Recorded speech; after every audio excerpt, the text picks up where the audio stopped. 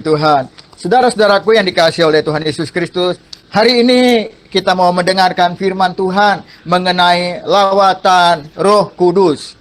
Saudara-saudaraku yang dikasihi oleh Tuhan, ketika tiba hari Pentakosta, semua orang percaya berkumpul di satu tempat. Tiba-tiba turunlah dari langit suatu bunyi seperti tiupan angin keras yang memenuhi seluruh rumah di mana mereka duduk. Dan tampaklah kepada mereka lidah seperti nyala api yang bertebaran dan hinggap pada mereka masing-masing. Maka penuhlah mereka dengan Roh Kudus. Lalu mereka mulai berkata-kata dalam bahasa-bahasa lain, seperti yang diberikan oleh Roh itu kepada mereka untuk mengatakannya. Ya. Demikian dalam Kisah Para Rasul 2 ayat 1 sampai dengan 4 mengatakannya, saudara. Saudara yang dikasihi oleh Tuhan Yesus Kristus, kitab Kisah Para Rasul mencatat bagaimana gerejanya berdiri dan melewati perjalanan sejarah yang luar biasa.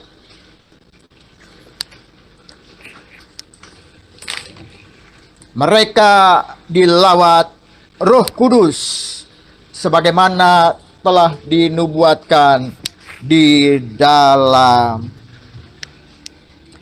firman Tuhan, yaitu dalam perjanjian lama, dan digenapi pada hari Pentakosta.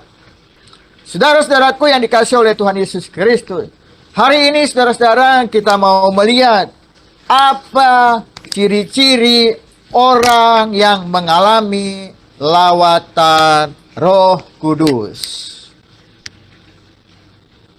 Dan kita mau menyimaknya saudara-saudara supaya kita tahu apa ciri-ciri orang yang mengalami lawatan Roh Kudus. Yang pertama, saudara-saudara, ciri-ciri orang yang mengalami lawatan Roh Kudus adalah bertobat dari dosa. Kisah Para Rasul 2 ayat yang ke-38 berkata, jawab Petrus kepada mereka, bertobatlah dan hendaklah kamu masing-masing memberi dirimu dibaptis dalam nama Yesus Kristus untuk pengampunan dosamu. Maka kamu akan menerima karunia Roh Kudus. Saudara-saudaraku yang dikasihi oleh Tuhan Yesus Kristus, Roh Kudus menyadarkan seseorang akan dosa-dosanya. Ketika ia melawat, salah satu hal yang dikerjakannya adalah membongkar dosa-dosa yang sengaja disembunyikan oleh pelakunya. Mari saudara-saudara, kita akui semua dosa-dosa kita di hadapan Tuhan. Jangan ada yang disembunyikan. Jangan ada yang ditutup-tutupi, saudara-saudara. Karena Roh Kudus akan membongkar semua dosa saudara dan saya. Jika kita mengaku dosa kita, maka Ia adalah setia dan adil, sehingga Ia akan mengampuni segala dosa kita dan menyucikan kita dari segala kejahatan. Mari saudara-saudara, selagi masih ada waktu, selagi masih ada kesempatan, ketika kita berdosa, ketika kita bersalah, ketika kita hidup tidak berkenan di hadapan Tuhan, kita mau datang merendahkan diri di hadapan Tuhan. Kita akui semua dosa-dosa dan kesalahan kita, saudara. Jangan menyimpan dosa, jangan menyimpan kesalahan, tapi akuilah di hadapan Tuhan dan kita mau bertobat bertobat sungguh-sungguh, menjauhkan diri dari dosa-dosa kita. Mari bertobat. Tinggalkan dosamu. Karena dosa akan membawa kebinasaan di dalam kehidupan kita. Akui dosa kita di hadapan Tuhan. Maka Tuhan yang setia dan adil, Dia akan mengampuni dosa saudara dan saya. Dan menyucikan segala dosa-dosa kita. Mari kita kembali ke jalan yang benar. Mari kita kembali kepada hidup yang menyenangkan hati Tuhan di dalam Yesus Kristus Tuhan kita. Karena itulah ciri-ciri orang yang dilawat oleh Roh Kudus, yaitu bertobat dari dosa. Lalu yang kedua, saudara-saudaraku yang dikasihi oleh Tuhan Yesus Kristus, ciri-ciri orang yang mengalami lawatan Roh Kudus, yaitu bertekun dalam firman. Ya. Kisah Para Rasul 2 ayat yang ke-42 berkata, mereka bertekun dalam pengajaran rasul-rasul dan dalam persekutuan. Saudara-saudaraku yang dikasihi oleh Tuhan Yesus Kristus, seseorang yang dilawat Roh Kudus, saudara-saudara, akan terlihat nyata menjadi orang yang semakin mencintai firman-Nya. Mereka dengan kesadaran sendiri, tanpa disuruh-suruh oleh orang lain, tanpa dipaksa-paksa oleh orang lain, akan membaca firman Tuhan dan merenungkannya siang dan malam dalam kehidupannya. Saudara-saudaraku yang dikasihi oleh Tuhan Yesus Kristus, saya percaya waktu kita mengaku Yesus Kristus adalah Tuhan dan Juru Selamat, dan kita menerimanya di dalam kehidupan kita, maka Tuhan memberikan Roh Kudus-Nya di dalam hati kita. Dan saat-saat pencurahan Roh Kudus, saudara-saudara, Roh Kudus itu dicurahkan bagi setiap orang-orang percaya. Saya yakin dan percaya, kalau saudara berdoa dengan sungguh-sungguh, meminta kepada Tuhan dengan sungguh-sungguh, maka Roh Kudus itu akan diberikan kepada kita dan menguasai kehidupan kita, saudara-saudara. Dan kalau Roh Kudus sudah menguasai di dalam kehidupan kita, mari kita bertekun dalam firman. Tanpa dipaksa, tanpa disuruh-suruh, kita dengan kesadaran sendiri. Karena Roh Kudus yang mengajar kita. Kita mau membaca dan merenungkan firman Tuhan siang dan malam dalam kehidupan kita. Firman Tuhan adalah pelita bagi kakiku dan terang bagi jalanku. Firman Tuhan adalah makanan bagi rohani kita. Oleh karenanya kita harus menikmati firman Tuhan setiap hari. Sebagaimana kalau kita makan, kita setiap hari pasti makan. Apakah itu makan pagi, makan siang, makan sore. Bagaimana dengan rohanimu? Kalau tubuh kita yang panah ini, ya, kita kasih makan setiap hari, ya, dengan makanan yang bermanfaat bagi tubuh kita. Bagaimana dengan roh kita? Apakah kita kasih makan juga dengan firman Tuhan? Seharusnya iya, saudara-saudara. Ya. Karena langit dan bumi akan lenyap, tubuh kita akan lenyap, tetapi firman Tuhan kekal sampai selama-lamanya. Oleh karena itu, saudara-saudara, tubuh, jiwa, dan roh harus kita pelihara dan rawat dengan sebaik-baiknya. Terutama roh kita, saudara-saudara. Ya. Kita harus kasih makan firman Tuhan setiap hari. Kita harus merenungkan firman Tuhan di dalam kehidupan kita. Sehingga rohani kita akan bertumbuh. Sehingga rohani kita menjadi sehat, bertumbuh dan berbuah-buah untuk kemuliaan bagi nama Tuhan Yesus Kristus. Bagaimana kita bisa melakukan kehendak Tuhan? Bagaimana kita bisa melakukan apa yang menjadi rencana Tuhan yang indah di dalam kehidupan kita kalau kita tidak mengerti firman Tuhan? Mari bertekun dalam membaca dan merenungkan firman-Nya sebagai tanda bahwa kita sudah mengalami lawatan Roh Kudus.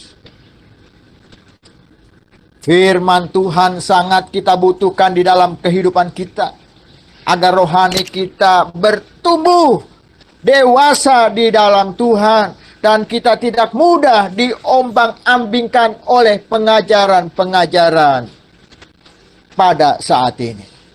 Karena kita menerima firman kebenaran, karena kita menerima firman Kristus yang bermanfaat di dalam kehidupan kita. Lalu ciri yang ketiga dari orang yang mengalami lawatan Roh Kudus, yaitu bersekutu dengan sesama. Kisah Para Rasul 2 ayat yang ke-46 berkata, dengan bertekun dan dengan sehati mereka berkumpul tiap-tiap hari dalam bait Allah. Saudara-saudaraku yang dikasihi oleh Tuhan Yesus Kristus, lawatan Roh Kudus menyadarkan jemaat mula-mula di Yerusalem akan kesaling tergantungannya satu sama lain. Mereka tidak bisa hidup sendiri-sendiri sebagai murid Kristus. Mereka bersekutu dengan sesama untuk berbagi, untuk saling menguatkan dan saling meneguhkan satu dengan yang lain. Ada pepatah yang mengatakan, bersatu kita teguh, bercerai kita runtuh. Kita perlu bersatu, saudara-saudara, agar kita teguh, agar kita kuat, tidak tergoncangkan oleh situasi yang ada. Kita perlu bersekutu dengan saudara-saudara seiman, agar banyak hal baik yang bisa kita lakukan, saudara-saudara. Kita bisa saling berbagi, kita bisa saling menguatkan, kita bisa saling meneguhkan kalau kita bersekutu di dalam Tuhan. Oleh karena itu, jangan meninggalkan persekutuan yang ada, yang Tuhan sudah berikan kepada kita. Ya. Walaupun kita untuk sementara masih harus beribadah secara online, ya, kita belum bisa bertatap muka, tetapi biarlah kita memiliki roh yang menyala-nyala untuk melayani Tuhan. Kita memiliki roh yang menyala-nyala untuk terus setia di dalam ibadah. Tidak ada yang bisa menghalangi kita. Tidak ada yang bisa menghalangi kasih Tuhan yang mau dicurahkan kepada kita. Walaupun kita masih beribadah di dalam rumah kita masing-masing, ya. Tetapi kalau kita sungguh-sungguh beribadah, kalau kita sungguh-sungguh mencari Tuhan, kalau kita bersekutu dengan Tuhan dan bersekutu dengan saudara-saudara kita seiman dengan sungguh-sungguh, maka Tuhan akan menolong kita, menjaga kita, melindungi kita, dan memakai kita untuk saling menguatkan satu dengan yang lain. Saudara, satu batang lidi tidak bisa membersihkan halaman rumah kita. Tapi kalau satu ikat batang lidi, ya, itu cukup untuk membersihkan rumah kita. Ya. Satu batang lidi, sapu, nggak bisa bersih, ya. Tapi kalau lidi-lidi itu sudah dikumpulkan, diikat, sapu, halaman kita jadi bersih, saudara. Oleh karena itu, saudara-saudaraku yang dikasihi oleh Tuhan Yesus Kristus, mari kita tetap menjaga persekutuan. Jangan kita meninggalkan persekutuan dengan Tuhan dan dengan saudara-saudara kita seiman, supaya kita bisa melakukan banyak hal bagi Tuhan. Dan kita bisa saling menguatkan, saling mendoakan, saling mendukung satu dengan yang lain. Saudara-saudaraku yang dikasihi oleh Tuhan, satu lembar tali itu kurang kuat untuk mengikat, ya. Tapi kalau beberapa lembar dikaitkan satu dengan yang lain, ya, maka tali itu akan menjadi lebih kuat, ya, dalam mengikat segala sesuatu, saudara. Ya. Kalau kita sendiri, mungkin kita tidak kuat untuk melakukan segala sesuatu. Tapi kalau kita bersatu, lebih dari 3 orang, lebih dari 4 orang, lebih dari 5 orang, lebih dari 6 orang, dan makin banyak kita bersekutu dengan orang-orang percaya, kita akan semakin kuat dan kita akan semakin lebih banyak melakukan hal-hal yang baik di dalam kehidupan kita. Saudara-saudaraku yang dikasihi oleh Tuhan Yesus Kristus, biarlah firman Tuhan yang kita dengar pada hari ini mengenai lawatan Roh Kudus menjadi berkat di dalam kehidupan kita. Dan kita selalu diingatkan bagaimana ciri-ciri orang yang mengalami lawatan Roh Kudus. Yaitu yang pertama, dengan bertobat dari dosa, ya. Yang kedua, bertekun dalam firman. Dan yang ketiga, bersekutu dengan sesama. Selamat merayakan Hari Pentakosta, lawatan Roh Kudus yang luar biasa yang telah dicurahkan bagi orang-orang percaya, termasuk bagi kita yang percaya kepadanya. Mari kita pegang erat Roh Kudus, dan mari kita minta Roh Kudus memegang erat kehidupan kita, sehingga kita dapat senantiasa mempermuliakan nama Tuhan, meninggikan nama Tuhan, dan kita tetap kuat dalam mengiring Tuhan, karena ada Roh Kudus yang memimpin, menolong, menguatkan, dan menyertai kita. Selamat mengalami sukacita besar, mengalami lawatan Roh Kudus di dalam kehidupan kita. Puji Tuhan,